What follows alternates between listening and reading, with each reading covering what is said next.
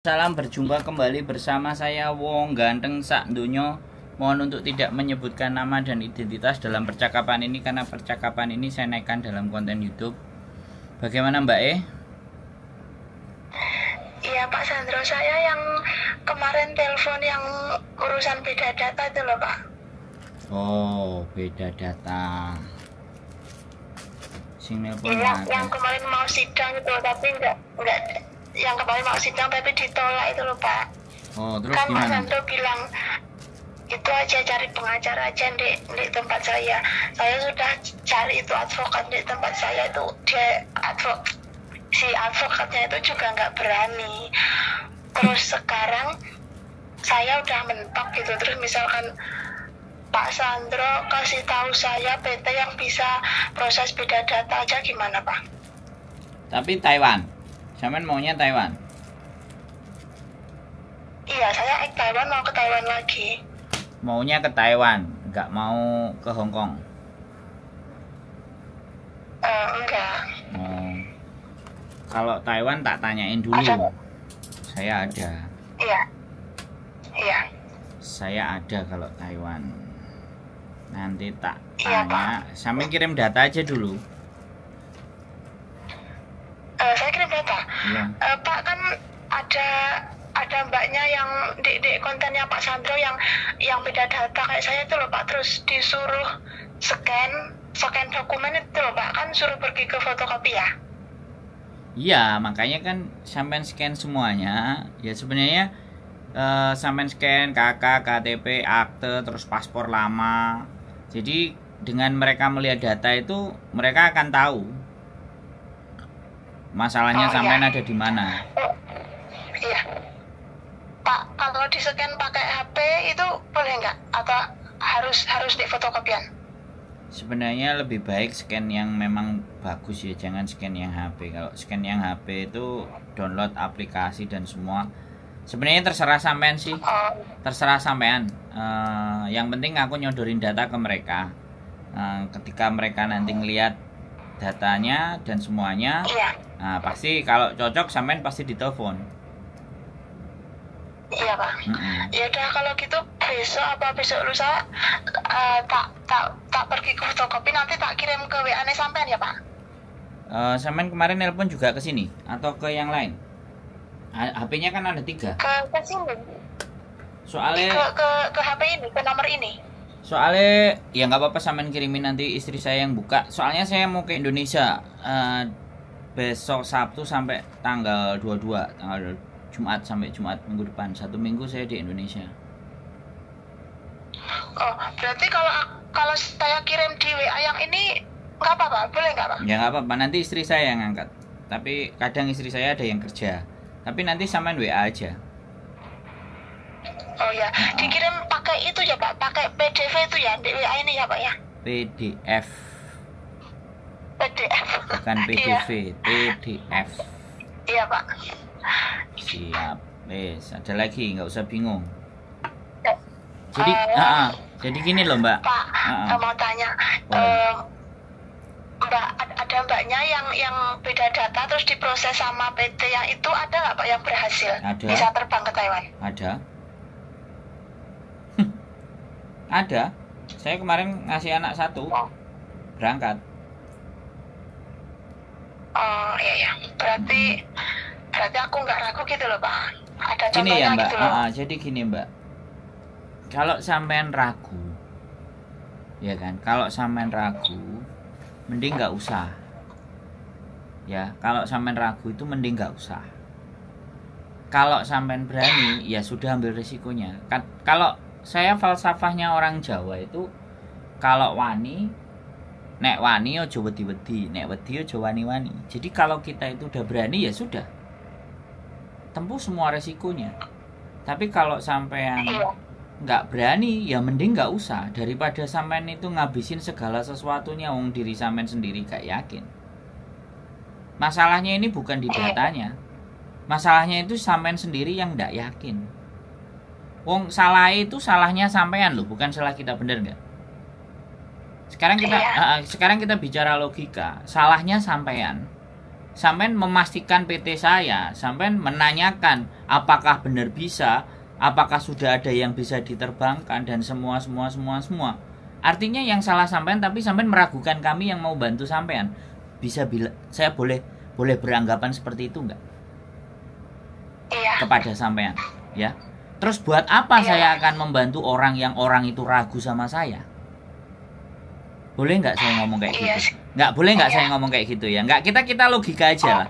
Data, bagi saya data itu tidak ada persoalan. Indonesia itu selama Anda punya orang dalam, selama Anda punya duit, apapun semua bisa dibikin di Indonesia. Bisa dipahami nggak kalimat saya? Iya, bisa. Jadi kalau sampean yang keliru, sampean yang salah, jangan meragukan kami gitu. Bisa dipahami nggak? Iya, Bang. Jadi saya lebih baik ngomong ini itu di depan loh, Mbak. Karena saya nggak nyari. Paham kan sampean? Saya konten kreator ya. Iya. Saya membuat sesuatu tidak hanya, sekali lagi, hanya bantu-bantu orang, enggak. Hanya cari-cari orang, enggak. Saya sama sekali enggak nyari. Tapi saya memahamkan cara berpikir teman-teman yang ngomong sama saya gitu loh. Ngerti nggak? Iya. Jadi orang-orang yang ngobrol dengan saya berharap gitu loh, bahwa dengan ngobrol dengan saya itu memahami persoalan gitu loh. Saya tidak memaksa orang lain untuk percaya dengan saya loh ya Mbak. Sekali lagi. Saya tidak mewajibkan orang lain harus percaya dengan saya. Dengan kalimat saya yang seperti ini, saya tidak menyuruh sampean untuk percaya dengan saya. Tapi dengan kalimat pertanyaan sampean itu membuat kita itu mau proses saja juga males. Wong ragu. Walaupun sampean sudah 2 kali, 3 kali telepon dengan saya. Artinya sebenarnya sampean ini antara yes or no or yes. Tak coba deh saya mencari solusi yang benar-benar bagus buat saya, kan begitu. Iya kan? Coba sekarang coba gini, kita switch aja deh. Daripada sampean kebingungan dan kerepotan dan harus ke Taiwan. Nah, ini aku nggak tahu kenapa kok harus Taiwan. Berani nggak terima tantangan untuk ke Hong Kong? Iya, nggak ada nyali loh Pak. Nah, gitu loh Mbak. Jadi banyak loh XX Taiwan yang ada di Hong Kong dan marem. Padahal di Taiwannya kaburan. Jadi kesempatan itu masih ada lagi. Nah, kalau sampai memaksa tetap di Taiwan ya no problem, nggak ada masalah. Saya punya 3 PT. Tapi kalau datanya sampean beda, sampean tak kasih PT yang di Bekasi. Dan sekali lagi nih Mbak, saya cerita sama sampean dulu sebentar, jangan dipotong dulu. Jadi proses dengan kami ya ex Taiwan ataupun ex Hong Kong, kalau dia sudah bahasanya ya sudah oke, sudah cocok, itu biasanya kita tidak perlu datang ke PT secara lama, ya kan, seperti itu Mbak. Jadi ke PT-nya itu hanya proses, kalau paspor mati ya bikin paspor, ya kan. Kalau majikan sudah ready ya baru disiapkan. Jadi kayak gitu. Jadi anak-anak kan hari-hari ini kadang cari proses PT itu, PT-nya yang deket sama rumah begini bla bla bla bla. Pertanyaan saya gitu ya. Sedangkan saya tidak punya akses PT yang deket dengan tempat lokasinya teman-teman. Kemtimah, terus harus bagaimana? Jadi makanya kan sekarang hari-hari ini proses itu sudah tidak pakai PL, sudah tidak pakai calo. Sekarang semuanya ada di sosial media. Mau ke Taiwan, mau ke Hong Kong, mau ke Singapura, semuanya by sosial media. Dan sampean bisa ngelihat sosial media mana yang ini bisa dipercaya, sosial media mana yang nggak jelas, absurd, ngeblur, nggak yakin. Sosial media itu bisa dilihat. Nah, kita itu sampean ngelihat konten saya, orang banyak datang. Saya nunjukin muka, saya memproses orang juga, saya jemput juga. Jadi saya rasa sekali lagi, kalau ragu ya itu pilihan. Tapi kalau yakin ya bablas. Nah ini loh, makanya karena nanti PT itu pasti akan gini syaratnya. Jadi pemahamannya teman-teman yang mereka pahami di masa lampau itu dikembalikan juga di masa hari ini. Dan itu udah tidak sama Mbak. Gitu loh, proses itu udah nggak kayak dulu lagi. non itu semua sama. Bahkan non aja 2-3 bulan dia ngapalin video perkenalan aja bisa berangkat. Udah nyampe di sini jeleput. Mentalnya kena. Karena nggak menguasai bahasa. Ada 3 bulan berangkat, 4 bulan berangkat. Berapa penguasaannya? Ada yang tipe seperti itu. Ada yang tipe seperti itu. Nggak ada masalah. Ya makanya aku cerita sama sampean. PT saya di Bekasi, Mbak. Itu pun belum tahu sampean akan diiyakan atau tidak. Karena dia akan by data. Dia akan baca datanya sampean. Iya. Kalau kelirunya terlalu lampau, meslek, ya sudah. Tapi berapapun ya Mbak, yang bermasalah saya kasihkan ke mereka, ya fine saja sih. Enggak ada masalah. Ya, Pak itu PT-nya di mana ya Pak? Di kota mana ya? Bekasi. Bekasi berarti di Jakarta ya. Tak kira di Jombang loh Pak, kan sampean domisilinya di Jombang. Saya di Hong Kong, Mbak. Sama di Hong Kong, tapi PT yang bisa proses beda data itu di Bekasi gitu Pak. Kenapa? Oh, ya udah. Kenapa? Kenapa, Mbak? Halo? Ya, gimana? Maksudnya PT yang bisa proses beda data itu PT-nya di mana Pak? Ya ada Bekasi, ada Kediri, ada Malang. Kan data yang sampean masukkan kan tak sebar. Oh ya. Iya. Nanti dilihat mana yang bisa gitu Pak. Kenapa? Nanti Pak Sandro itu data saya dikasih ke mereka, jadi di PT mana yang bisa bantu saya gitu kan? Ya pasti no Mbak. Nih ada data, nih orangnya 1, 2, 3 gitu kan. 1, 2, 3, 4. Siapa yang nelpon sampean, siapa yang manggil sampean. Lah kalau datanya diterima semuanya ya 3-3-nya bisa nelpon sampean. Sampean tinggal nolak aja yang mana. Yang merasa sampean enak yang mana. Oh iya. Ya dapat paham. Gitu loh Mbak. Jadi ya, nggak usah bingung bin panik Mbak. Jadi kasih data, tak kasihkan ke mereka cocok, gas. Wong saya itu banyak anak cari info ke saya, ya. Aku minta datanya. Udah tak kasih ke PT-PT-nya. Mereka berangkat aja loh, saya nggak tahu. Mereka udah nyampe di sana aja mereka nggak tahu dan aku nggak peduli. Bukan nggak mau tahu ya, dia sampai prosesnya ada di mana itu dia nggak cerita. Giliran mereka punya masalah telepon ke saya. Nggak apa-apa Mbak. Nggak apa-apa loh. Kemarin itu ada yang anak Blitar ketemu di imigrasi. Nyari saya ketemu di imigrasi. Dia berangkat ke Hong Kong. WA pun ke saya enggak. Pak, saya udah berangkat. Sudah nyampe bandara. Saya kalau nggak diajak temennya ketemu sama dia, saya itu nggak tahu. Loh Pak, sampean lupa sama saya. Pertanyaan saya bukan sampean lupa sama sampean sudah berangkat ke sini kok ya nggak ngasih tahu saya. Saya bilangnya gitu tuh. Sampean tahu PT ini kan dari saya, aku bilang. Oh, itu namanya. Lu banyak Mbak. Lupa, ya. Lu banyak, saya ngirim data ke PT itu hampir 52-56 anak. Tapi ya sudahlah, aku biarin lah. Dia juga butuhnya sama saya udah kelar ya, ngapain dia nyari saya. Dan saya juga nggak menganggap diri saya penting harus dicari. Cuman ketika kalimatnya dia, Bapak nggak kenal sama saya, ya saya langsung ngumpat. Kalau aku kalau dibegitukan terus, lu sampean itu bisa berangkat ke sini tuh kalau nggak lewat saya yang ngasih tahu ini PT, gitu loh. Saya langsung aja ya, Pak, saya langsung ngegas kayak gitu, teman-temannya 3 ngeliat muka saya.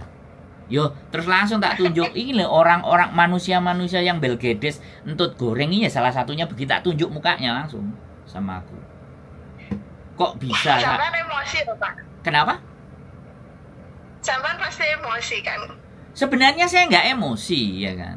Tetapi dia ngomong ke saya, aku kan udah ngeliat ya sudah, aku diem kan. Saya udah diem terus dia ngomong, Pak, saya udah nyampe, maaf Pak, aku nggak ngabarin. Dia ngomongnya, Bapak lupa ya sama saya. Loh, ngomong kayak gitu itu.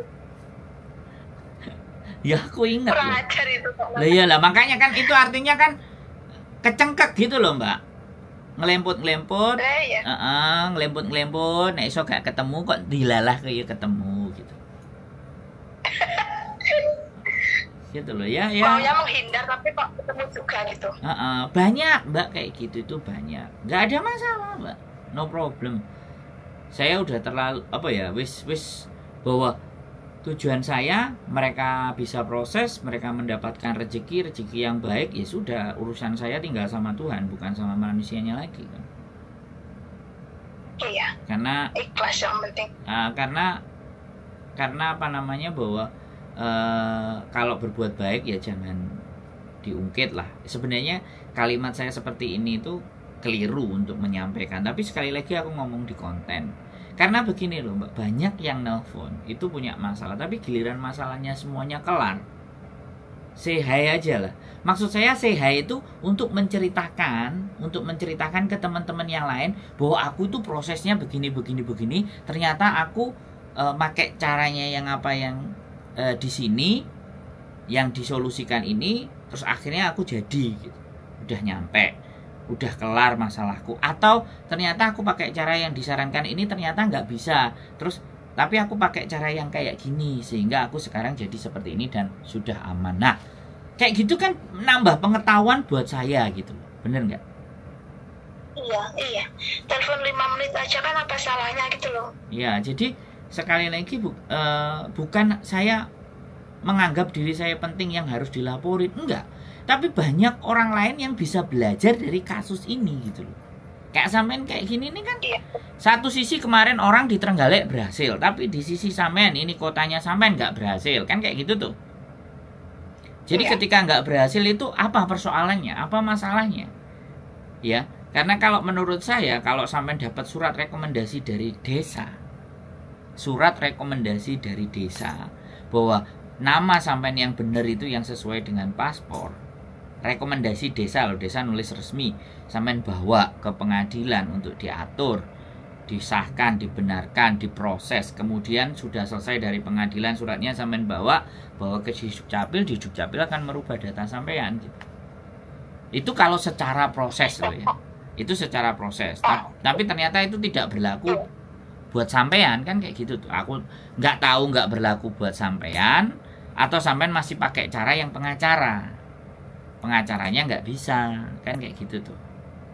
Kalau pengacara makanya kenapa?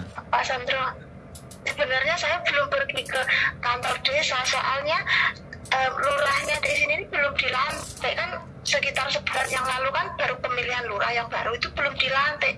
Jadi kata suami saya percuma ke kantor desa gitu, jadi saya langsung ke advokatnya nggak berani gitu. Jadi gini loh Mbak, gak mungkin ketika nggak ada lurahnya segala urusan itu terus tidak diurusi, kan nggak begitu juga konsepnya. Bener nggak kalau saya ngomong? Ya kalau ada sesuatu yang penting walaupun nggak ada lurahnya kan pejabat sementaranya kan ada. Iya. Sebenarnya kan sampean datang aja tinggal nanya. Nah kan saya jadi tahu persoalannya kalau kayak gini. Ternyata sampeannya berpikirnya udah nggak ada lurahnya jadi surat saya nggak di ACC kan gitu aja mikirnya. Karena saya memang setiap itu kalau di kantor lurah, karena saya pernah mencoba di kantor lurah ya ada yang berhasil 2 orang. Terus satu lagi saya juga mencoba di kantor di pengacara, ya pengacaranya bisa. Dan dia berangkat ke Hong Kong. Nah, berarti kan di sini persoalannya di setiap pengacara kan pasti beda prosedur ya, beda tingkatan. Ya kan? Biaya sidang dan pengadilan itu cuma 320 sebenarnya kalau kita berangkat sendiri. Tapi kalau pakai pengacara ya sudahlah 1 juta, 1.500.000 oke lah, atau 2 juta lah oke lah.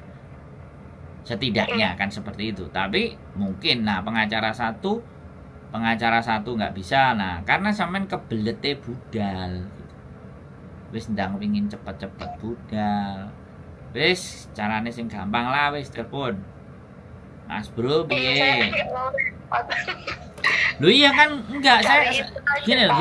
Saya dengerin anak telepon sama ngomong itu kan sambil mikir toh Mbak, ini maksudnya kemana sih? Iya kan? 5 menit pertama saya harus memahami jalan berpikirnya yang bertanya kepada saya. Karena biasanya jawaban itu juga bukan hanya solusi, tapi jawaban itu ketika kita tepat bisa berpikir bahwa orang ini seperti ini, memberikan solusinya itu segitu gitu. Iya. Siap. Gak ada masalah Mbak. Apa tak coba gini aja Pak, tak coba dulu di kantor desa ya, nanti kalau benar-benar nggak bisa baru saya itu aja ke PT yang bisa proses beda data itu. Nah, gimana Pak? Nggak ada masalah, tidak ada masalah Mbak. Saya itu cuman ingin saya ya kalau bertanya kepada saya, solusi yang pasti yang saya kasihkan di awal, selama itu belum kejadian ya, belum kejadian, saya pasti opsinya adalah yang paling murah, walaupun sulit ditempuhnya, yang biayanya paling murah walaupun sulit ditempuhnya, saya prioritas itu yang paling murah, solusi itu yang paling murah dulu. Terus akhirnya paling murah nggak bisa ya sudah, karena ujung-ujungnya pasti dia akan duit. Teman-teman saya ada dua orang yang menikah dengan orang Belanda dan paspornya beda sama KTP. Visanya turun Mbak, tinggal di Belanda. Visanya turun, tinggal di Belanda. Bisa, artinya kan sebenarnya bisa kita mau merubah. Cuman ketika anaknya tak tanya mau bagi, nggak punya waktu lah, inilah itulah, akhirnya jadi males saya. Iya, wis nang londo ya. Aku sopo kok mentakok ya, kowe nakok ya aku. Wani bayar piro? Nggak semua. Makanya gini loh, pengalaman manusia di seluruh dunia inilah yang ingin saya tahu. Tapi tidak kepo. Saya ingin tahu tapi tidak kepo. Kalau orang itu mau memberikan informasinya buat saya untuk saya bisa sebarkan di konten saya senang alhamdulillah. Tapi kalau jawabannya wani piro, aku ngekei awakmu ro kena awakmu rezeki aku enggak. Lah kalau cara berpikirnya mereka begitu ya non sewu gak apa-apa, aku enggak mbok kei roh gak ada masalah. Karena dengan sampean dengan sampean berbagi cerita dan pengalaman, misalnya nanti ternyata bisa dan itu didengerin orang dan orang itu mengikuti dan dia berhasil, piro hitungannya pahala. Iya benar Pak. Nah itu loh. Nanti kalau sudah sampai, insya Allah kalau bisa terbang ke Taiwan, saya nggak lupa sama Pak Sandra, telepon nanti saya. Apa susahnya telepon Pak? Cuma 5 menit, 10 menit ya kan? Ya intinya kan saya kalau ditelepon ya seneng. Terus yang kedua adalah apalagi kalau diceritakan, iya Pak proses pembentulan datanya begini-begini lewat begini, proses saya di PT seperti ini, yes. Dan suatu saat ketika saya sampean bisa mempercayai saya dan saya pun sudah percaya dengan sampean, rezeki itu akan datang Mbak. Misalnya ya sudah, proses PT ini misalnya, PT yang ini yang memberikan saya pelayanan baik, langsung aku kalau sampean telepon ke saya kan ingat, dan sampean bisa juga pesan, Pak kalau ada yang mau proses ke Taiwan boleh hubungi saya Pak, saya nanti bisa bantu nyampaikan di sini. Nah 1, 2, 3, 4, 5. Makanya uang itu datang ketika kita menjadi manusia yang bisa dipercaya. Itu prinsip saya. Kita nggak punya duit pun, tapi kita bisa dipercaya. Kita nggak punya duit, saya nggak punya duit, tapi orang itu mempercayai kalau memberikan pekerjaan buat saya, bertanya kepada saya, dan dia percaya. Ya kan, duit itu akan datang. Sifat uang itu menyukai orang-orang yang bisa dipercaya. Orang-orang yang bekerja keras, itu sifat uang. Makanya uang itu nggak mendekat ke kita karena kita nggak ngerti sifat-sifat uang. Makanya kalau kita mengejar itu uang, jatuhnya akan capek. Sekali lagi uang itu suka kepada seseorang yang punya ilmu pengetahuan. Dengan banyaknya ilmu pengetahuan, kira-kira cari uangnya kan gampang. Iya benar. Iya, makanya sampean salah satu cara tadi, saya bisa ngurusin orang nikah di Hong Kong, saya juga bisa ngurusin cerai-cerai ini karena saya jalanin sendiri sama istri saya, Mbak. Oh. Saya bantuin, Kok bisa? jadi bisa akhirnya terus bantuin proses anak-anak itu jadi bisa juga. Jadi ya seperti Pokoknya itu. yang ribet-ribet gitu. Nah, karena saya suka dengan keribetan, ruwet benang ruwet, tantangan itu. benang ruwet benang kusut, itu saya suka gitu. Kenapa kok jadi seperti ini? Kadang-kadang anak ya, anak habis kerja terus kabur, terus mau bunuh diri. Itu saya itu malah penasaran sih, sampai ini lapo kok koyok ngene gitu. Kalau aku boleh bertanya sampai ini itu apa sih? Coba cerita, ya kan? Ketika dia cerita, waktuku kan habis tuh Mbak, dengerin cerita dia. Iya. Waktuku habis.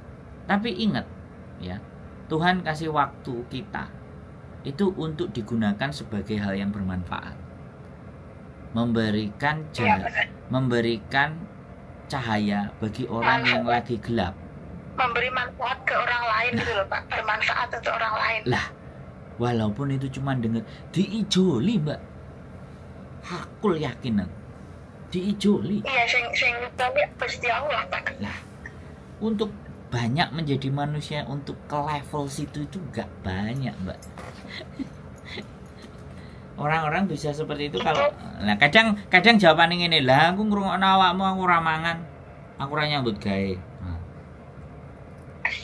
Ya toh?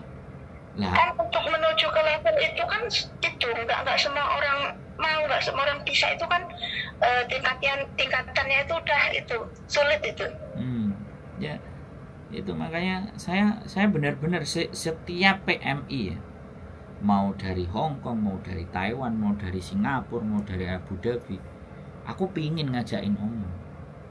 Karena nggak harus orang itu hebat, nggak harus dia pinter, nggak harus dia punya titel apa, enggak. Tapi di setiap individunya itu ada pelajaran yang bisa kita petik dan bisa kita bagikan. Iya, yang diambil pengalamannya itu. Nah, ada yang pasti bisa diambil. Dan saya selalu yakin. Saya juga itu, saya ke Saudi juga, saya pernah ke Saudi. Nah, Ke Singapura juga pernah. Nah, Singapura sudah, Saudi sudah, Taiwan sudah. Kenapa nggak trial Hong Kong? Piye, uji nyali, wani ora? Enggak Pak, saya itu umurnya udah tenaganya udah berkurang, udah nggak selincah dulu. Jadi saya takutnya nggak bisa kerja cepat, nggak bisa belajar cepat, nanti malah sayanya jadi masalah nanti. Kalau di Taiwan kan umurnya berapa? Kerjanya Pak? Enggak, umurnya berapa? Tobat. Berapa? Saya umurnya 35. Jare sopo Mbak 35? Ya laris-larise 35. Tapi saya ini itu Pak punya darah rendah, jadi saya itu kerja itu harus sedikit istirahat, jadi gampang lemes gitu Pak. Saya itu, jadi saya banyak itulah memulihkan tenaga saya itu loh di rumah itu sebenarnya. Nggak bisa cepet-cepet gitu saya itu. Nah, berarti kan sampean tidak memahami ilmunya bagaimana darah rendah untuk mendapatkan energi yang lebih. Iya kan? Sampai juga Pak, saya ini sebenarnya malesnya itu juga males belajar bahasa, karena saya sudah bisa Mandarin ke Taiwan aja, aku nggak itu males belajar bahasa lagi gitu loh. Kalau bisa ke Taiwan lagi kan udah nggak perlu belajar bahasa gitu maksud saya. Loh. Sekarang kalau ke Hong Kong ya cari majikan yang bisa bahasa Mandarin. Banyak yang bisa bahasa Mandarin. Iya Pak, saya tahu, tapi pokoknya saya itu Hong Kong itu nggak artinya itu sama saya itu. Lah, iki teman-teman saya dengar cerita di channelnya Pak Sandro, Miss Yuni itu kayaknya Hong Kong tuh keras banget gitu loh. Saya tuh kayaknya nggak ada nyali pokoknya. Ya artinya kan sampean apa ya, guru ngadepi iku wis mundur sik ya sudah. Enggak apa-apa ya wis, daripada aku ngeyel Saya maksa sampean. meragukan kemampuan saya, Pak, saya itu. Nah, makanya kan sampean nggak yakin. Dari sama dirinya sendiri aja nggak yakin. Gimana orang lain mau yakin sama sampean? Nah, itu masalah buat saya. Kalau sampean ngerasa yakin di Taiwan ya nggak apa-apa, tapi dunia ini diciptakan ya nggak cuma Taiwan saja kalau menurut saya sih. Saya aja pengen ke Jepang, saya pengen ke Australia, saya pengen ke Finlandia, saya pengen ke Europe. Saya nggak pernah batasin diri saya harus di sini, saya harus begini. Ya sudah begini saja, ya sudah itu saja. Enggak, saya nggak mau begitu. Saya justru hari-hari ini itu apa namanya, di zona nyaman ini malah saya bingung. Bahaya ini kalau saya terlalu lama di zona nyaman. Makanya saya cari tantangan baru. Ex-Arab pernah kerja di Hong Kong, itu nggak bisa bahasa, tapi dia bisa 4 tahun, 2 tahun finish. Nggak bisa ngomong bahasa Kantonis sama sekali, nggak ngerti. Karena dia deket sama anaknya, jadi kalau ngomong sama majikannya dia kepingin apa dan mau ngomong apa, dia itu ngomong sama anaknya. Karena anaknya dianterin sekolah, dibikinin makan, dibikinin bubur. Namanya anak-anak kan kalau disayang dan diperhatikan kayak gitu kan pasti sayang juga baliknya. Nah, karena sayang, kamu mau ngomong apa, dia nulis, dijujukin CC-nya pakai bahasa Indonesia language kan. Kamu mau apa? Aku mau minta sama mamamu. Terus aku tidak pingin apa-apa. Ya sudah, ini begini-begini aja. Terus ditulis, Cici nggak mau apa-apa, Ma. Jadi nggak usah beli macam-macam. Oh ya sudah. Jadi mamanya ngomong ke anaknya ngomong ke pembantunya. Lah pembantunya ngomong sama anaknya kalau butuh apa-apa sama. Nah, ini loh majikan kan keren. Iya. Majikannya temennya bojo saya, soalnya majikannya kan kerja dari pagi sampai malam. Yang laki-laki juga kerja malam. Pulangnya itu cuman paling kalau sudah pulang terus mabuk. Nah, yang laki-laki kan nelayan cari ikan. Kalau pulang ya capek, kadang seminggu pulangnya 2 kali atau 3 kali. Jadi mau nggak mau kan dia hanya sama anaknya. Dan namanya anak-anak itu kan kemampuannya masih pintar. Enggak mati gaya dia. Ya, itu contoh aja.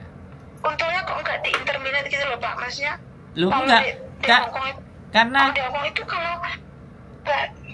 gimana, Pak? Kalau di Hong Kong itu kan kalau bahasanya nggak cepet-cepet nyantol itu kan di interminate itu kan sering banget di Taiwan kayak gitu. Terus kalau di interminate itu kan misalkan pengen ganti majikan itu pulang dulu ke Indonesia gitu loh, Pak. Kok repot banget gitu loh maksud aku.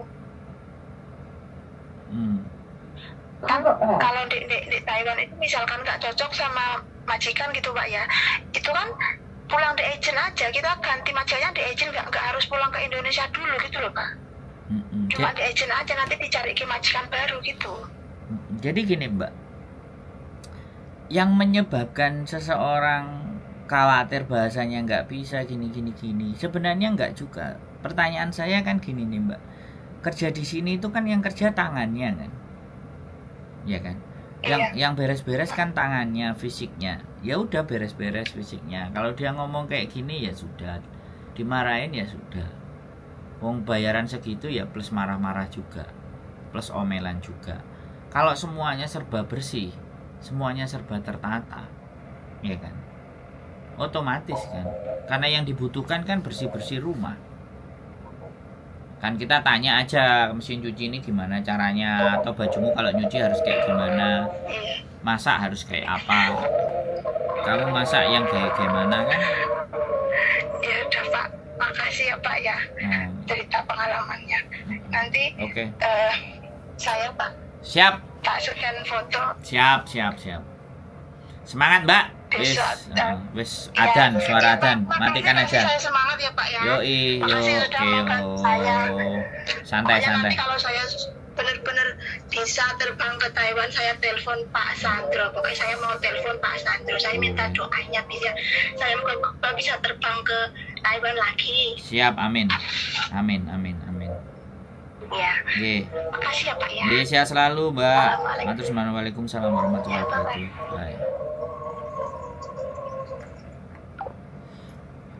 Oke, teman-teman. Tetap semangat, keep stay tune my